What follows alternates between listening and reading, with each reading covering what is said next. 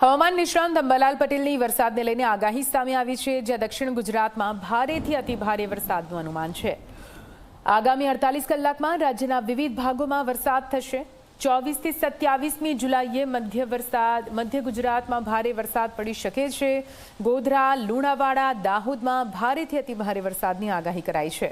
મહેસાણા, પાટણ અને સાબરકાંઠામાં પણ ભારે વરસાદ થઈ શકે। આ તરફ સૌરાષ્ટ્રમાં, અરવલ્લીમાં, બનાસકાંઠામાં પણ 27મી જુલાઈએ સુધીમાં વરસાદ થઈ શકે છે। કચ્છના ભાગોમાં પણ આ વખતે ભારે વરસાદની આગાહી કરાઈ છે।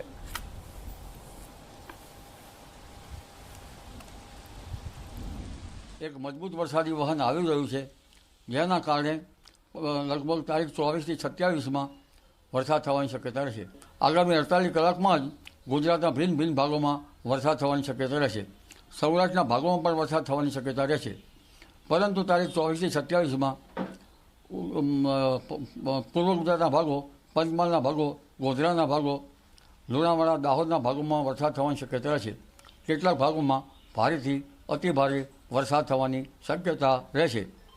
આ ઉપરાંત ઉત્તર ગુજરાતના મહેસાણા, સાબરકાંઠા અને અરવલ્લીના ભાગોમાં પણ વરસાદ થવાની શક્યતા રહેશે। બનાસકાંઠાના કેટલાક ભાગોમાં પણ વરસાદ થવાની શક્યતા રહેશે।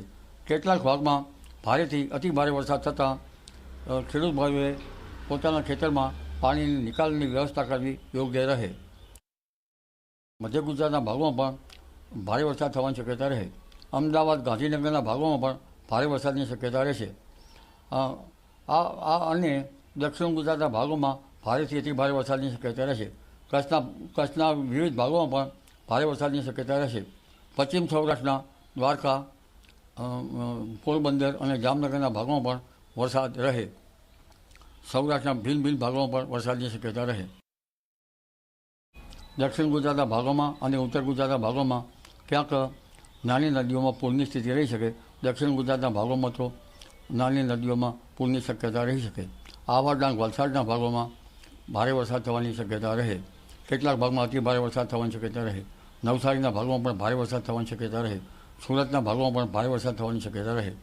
એટલે હવે આ વરસાદી વહન ધીરે ધીરે મજબૂત વરસાદી વહન આવી રહ્યું છે।